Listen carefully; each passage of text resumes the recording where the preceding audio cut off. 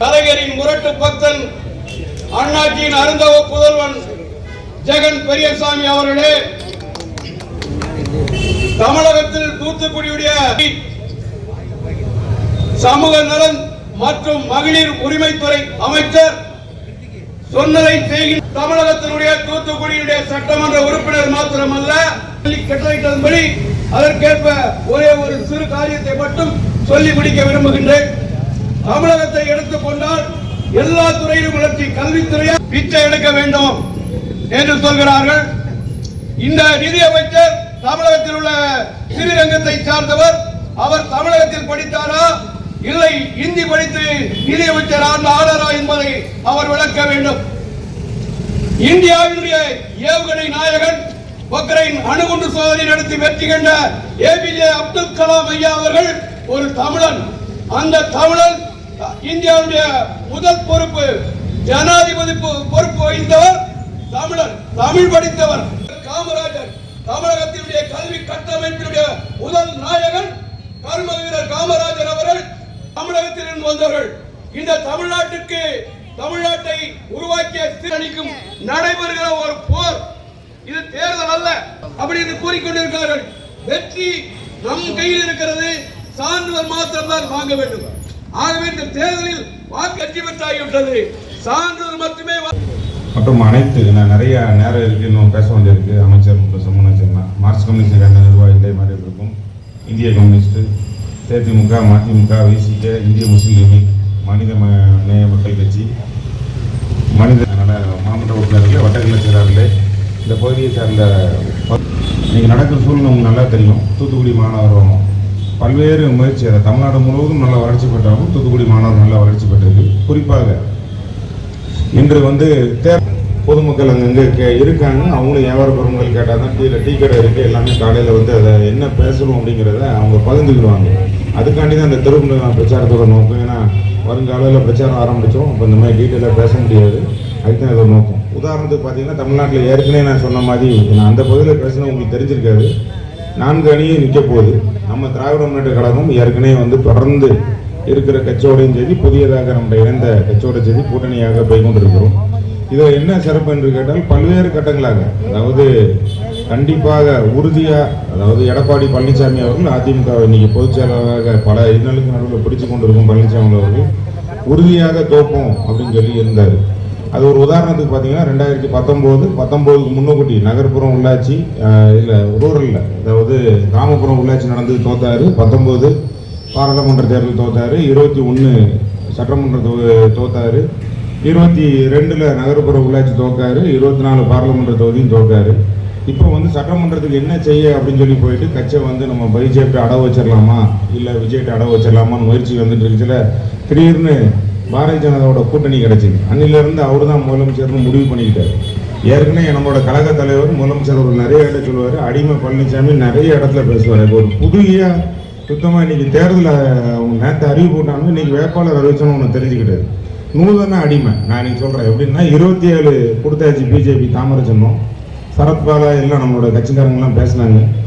மீதி எல்லாத்தையும் சேர்த்து பார்த்தீங்கன்னா 38 சீட்டு. அதாவது காங்கிரஸோட நான் ஒன்று தான் குறைச்சி கொடுத்துருக்கேன்னு சொல்லணும். தேசிய கட்சிங்கிறது 38 சீட்டுமே பார்த்தீங்கன்னா எல்லாம் நிற்கிற அவ்வளோ பேரும் நான் பிஜேபி நிற்கிறேங்க தாம்பரன். அதான் நூதனமான அடிமை முறையில் முயற்சி செஞ்சு நம்ம தமிழ்நாடு மக்களை ஏமாத்துறது.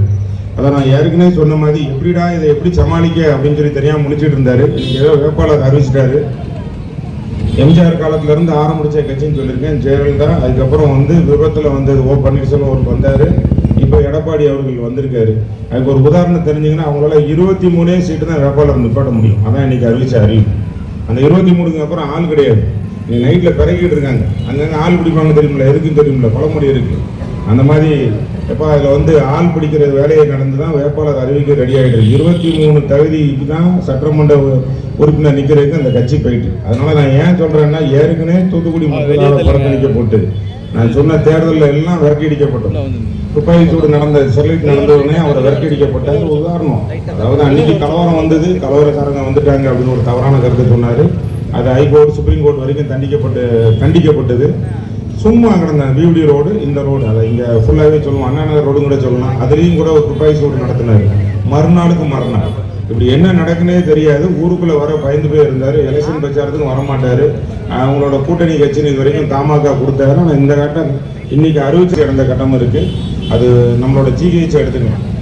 ஜிஹெச் வர்க்கி அடிக்குங்கிற காரணத்தை சொல்றேன். ஏன் வர்க்கி அடிக்கணும்? புதியதாக ஒரு ஆட்சி நம்மளோட திராவிட முன்னேற்ற ஆட்சியில் அமைச்சர்கள் அங்கே பாதி டிபார்ட்மெண்ட் அங்கே போனாலும் இது வந்து ஸ்மார்ட்டா இருக்கு. அதே மாதிரி இந்த பகுதி பிரைனர் பகுதிக்கு சாட்சி நம்ம சம்மூனாச்சு. நான் பதவிக்கு வந்தோன்னே பார்த்தேன், எப்பா எங்க காலேஜ் தண்ணிக்குள்ளேயே கிடக்கு அப்படின்னாரு. அதுக்கு வந்து இப்போ தண்ணி இல்லாமல் இருக்கிற இப்போ அந்த காலம் என்னன்னு தெரியும். முட்டுக்கு தண்ணி 6 மாசம் கிடக்கும் அந்த கிரவுண்ட்ல. நம்ம நெய்தல் அங்கே நடத்திருக்கோம் நிறையாட்ட. அது ஒரு சார்ஜ். இந்த ஏரியாவில் வந்து தண்ணியே இல்லாமல் வெள்ளம் வந்து 100 வருஷம் மழை பெய்யச்சு. இந்த ரோட்டு வழியா நிறைய நேரம் பயணம் பண்ணியிருக்கோம். அமைச்சர் ஒரு வேலை பார்த்துருந்தா நம்மளோட முதலமைச்சர், துணை முதலமைச்சர், பார்லமெண்ட், நம்மளோட துறை எல்லா அமைச்சரும் வர்ற நேரத்தில் இந்த ரோடு ஃப்ரீயாக இருந்தது. போய் அங்கே போய் நேராக கவிஞ்சிபுரம் வழியா திருச்செந்தூர் ரோடு ஏறிடலாம். அப்படி ஒரு கட்டம் இருந்து ஸ்மார்ட்டாக இருந்து ஸ்மார்ட் சிட்டின்னு சொல்லி அதை சீரழிச்சு ஊரில் எங்கெங்கெல்லாம் நொறுக்கி போட முடியுமோ எல்லாத்தையும் நொறுக்கி போட்டு சீரழிச்சு எல்லாத்தையும் ஓச்சு போட்டு ஏற்கனவே 2013 வேலை நடந்த தண்ணி லைனை இப்போ வரைக்கும் வேலை பார்த்துட்டு இருந்தாங்க. அது சீர் செய்யவே தான் தினசரி குடிநீர். இதெல்லாம் வந்து சீரழிஞ்சு கெடுத்து வச்சு இன்னும் 25 வருஷம் இந்த தூத்துக்குடி எப்படி இருக்குமோ அந்த இன்ஃப்ராஸ்ட்ரக்சரை அந்த இதை ரெடி பண்ணி வச்சிருக்கோம். அதை கட்டமைப்பேன். இந்த கட்டமைப்பை கொண்டு போகணும்னா நீங்க திருப்பி எப்படி நம்ம முதலமைச்சர் அவர்கள் 2.0 ஆட்சி வந்தாதான் தொழில் விட்ட பணி எல்லாம் கொண்டு போக முடியும் அப்படின்னா அதே மாதிரி தான் தூத்துக்குடியிலும் சரி நம்ம சட்டமன்றம் தேர்ந்தெடுத்தா தான் நம்ம முதலமைச்சர் கருத்தை வலுப்படுத்த முடியும். ஆனால் அது யார் நிற்கணும், இவங்க சொல்ற மாதிரி யாருன்னாலும் சரி நம்மளை தூத்துக்குடி மாநகர மக்களால் விரட்டி அடிக்கணும். ஏன்னா இது வரைக்கும் அவங்க ஆட்சியில் அதை துரும்ப கூட போடல முடியும், எந்த திட்டமும் சொல்ல முடியாது நான் கொண்டு வந்தேன்னு. நேரத்தையே சொல்லிட்டேன். அந்த பியூடி மேம்பாலமும் ஒரு ப்ராடு விட்ட பாலந்து எப்படி இருக்கு, பஞ்சம் மக்களை வாழ்வாதாரத்தில் இறக்குனது. கருதாதீர்கள். மாதம் ஒன்றுக்கு 7500 எந்த அளவுக்கு அவருடைய ஆட்சி மத்தியில இருக்குது என்றெல்லாம் இங்க எடுத்து கூறினார்கள். பாஜக அரசை பொறுத்த வரைக்கும் கடந்த பட்ஜெட்ல 1 பைசா கூட நமக்கு ஒதுக்கீடு செய்யல. தேர்தல் ஆண்டேன்னு சொல்லி கூட அவங்க ஒதுக்கீடு செய்யல. ஆகவே தமிழகம் இந்த அளவுக்கு தலை நிமிர்ந்து நிற்கிறது. எல்லா துறையிலும் முன்னிலையில் இருக்கிறது. தமிழன் உலகமெங்கும் பரவி இருக்கிறான். எல்லா இடமும் அவன் வேலை பணி செய்து வருகிறான் என்றெல்லாம். அது போல கீழடி ஆய்வறிக்கையெல்லாம் நம்ம வந்து 3000 ஆண்டுகளுக்கு முன்பே தமிழன் இந்த மாதிரி ஒரு கட்டமைப்பில் வீடு கட்டி வாழ்ந்திருக்கிறான், கிணறு தோண்டி வாழ்ந்திருக்கிறான். ஒரு கட்டமைப்பு, ஒரு நாகரிகம் அந்த கீழடியிலே தமிழன் நாகரிகம் அந்த காலத்துல இருக்கிறது என்ற அறிக்கையை கூட ஏற்க மறுக்கிறது பாஜக அரசு. ஏத்துக்க மாட்டேங்கிறான். அது என்ன தமிழனுக்கு மட்டும் அந்த பெருமை? கிடப்புல போட்டு வச்சிருக்கிறாங்க. நம்மளும் நம்முடைய முதலமைச்சர் அத்தனை அழுத்தம் கொடுத்தாரு, கிடப்புல போட்டு வச்சிருக்கிறாங்க. அதே போல 5000 ஆண்டுகளுக்கு முன்பே தமிழன் இரும்பாலான ஆயுதத்தை உபயோகப்படுத்தி இருக்கிறான். அது நமக்கு நம்ம மாவட்டத்தை சார்ந்த சிவகலையில ஆதிச்சநல்லூர்ல அந்த ஆயுதம் கிடைத்தது. அதையெல்லாம் சொல்லும் போது இரும்பை உருக்கக்கூடிய அந்த டெக்னாலஜி அந்த காலத்துல இரும்பாலான ஆயுதம் தமிழன் உபயோகப்படுத்தி இருக்கிறான் என்பதை நம்ம சயின்டிபிக்கா ப்ரூவ் பண்ணி அனுப்பினாலும் அவன் ஏத்துக்கவே இல்லை. அப்படியே கடப்புல போட்டுக்க இன்ன வரைக்கும் தரல. ஞாபகம் வச்சுக்கோங்க. இவங்கதான் தமிழ்நாட்டை காக்க போறேன்னு சொல்லிட்டு வேஷம் கட்டி பசுத்தோல் போர்த்திய புலியாக வருகிறார்கள். நாம் மிகவும் கவனமாக இருக்க வேண்டும். கூட்டணி ஆனால் நம்முடைய செயல் வீரர்கள் அத்துணை பேரும் இந்த 1 மாதமும் கடுமையாக உழைக்க வேண்டியது நம்முடைய பணி. கொஞ்சம் கூட ஓய்ந்து உட்காரக்கூடாது. ஏன்னா எதிராளி அப்படிப்பட்டவங்க நம்மளே கூட குழப்பத்தை உண்டாக்குவாங்க. மத கலவரம் உண்டாக்கணும்னு பிளான் பண்ணாங்க, ஜாதி கலவரம் உண்டாக்கணும்னு பிளான் பண்ணாங்க. எல்லாமே தவிடு பொடியாக்கியது நம்முடைய முதலமைச்சருடைய செயல்பாடு, அவருடைய அந்த ஒரு சாணக்கியத்தனமான முடிவு என்பதை சொன்னா யாரும் மறுக்க முடியாது. நம்முடைய தமிழ்நாட்டில் எந்த ஒரு கலவரம் இல்லை 5 வருஷமா.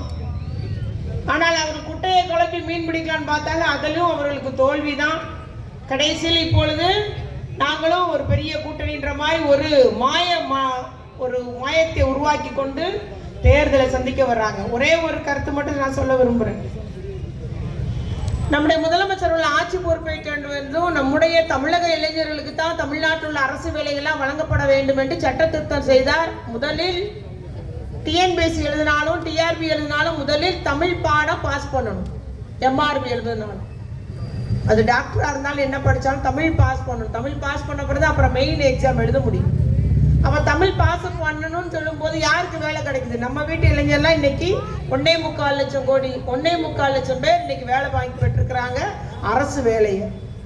அதே போல முதல் தலைமுறை பட்டதாரி உங்களுக்கு எல்லாம் தெரியும், முதல் தலைமுறை பட்டதாரி இப்போ ஒரு ஃபீஸ் கூட இல்லாம படிக்கக்கூடிய வசதி செஞ்சிருக்கிறார் நம்முடைய முதலமைச்சர் அவர்கள். அந்த சட்டத்தை கொண்டு வந்தது கலைஞர் அவர்கள் கொண்டாரு. இன்னைக்கு எல்லாரும் வளர்ந்துடுறோம். ஒரு பாட்டாளி தொழிலாளியோட பிள்ளைகள் இன்னைக்கு வந்து முத டிகிரி படிக்க போறான் அப்படின்னா முதல் தலைமுறை பட்டதாரி படிப்பு முடிச்சதும் அவன் ஜாயின் பண்ணதும் வாங்கினா போதும், அவனுக்கு எந்த ஃபீஸும் கிடையாது. நம்முடைய முதலமைச்சர் வந்ததும் அவர்களுக்கு வேலை வாய்ப்பில் முன்னுரிமை கொடுத்தார். இன்னைக்கு முதல் தலைமுறை படிச்சவங்க பட்டதாரின்னு இந்த சர்டிபிகேட் வச்சவங்களுக்குலாம் வேலை வாய்ப்பு வழங்கப்பட்டிருக்கு. தமிழ் வழியில படிச்சவங்களுக்கு வேலை வாய்ப்பு வழங்கப்பட்டிருக்கு. ஆதரவற்ற விதவைகளுக்கு முன்னுரிமை கொடுத்து வேலை வாய்ப்பு வழங்கப்பட்டிருக்குது. கொரோனாவில் தாய் தந்தை 2 பேரை இழந்த மாணவர்களுக்கு வேலை வாய்ப்புல முன்னுரிமை கொடுத்திருக்கோம். ஆகவே எந்த அளவுக்கு நம்ம இந்த மாதிரி ஏழை எளிய மக்களுக்கு ஆதரவற்றவர்களாம் வேலை வாய்ப்பு கொடுக்கணுன்றத நம்முடைய இந்த 1.25 லட்சம் பேர்ல இவர்களுக்கெல்லாம் முன்னுரிமை கொடுத்து வேலை கொடுத்தவர் தான் நம்முடைய தலைவர் என்பதை நான் இங்கு கூறிக்கொள்ள விரும்புகிறேன்.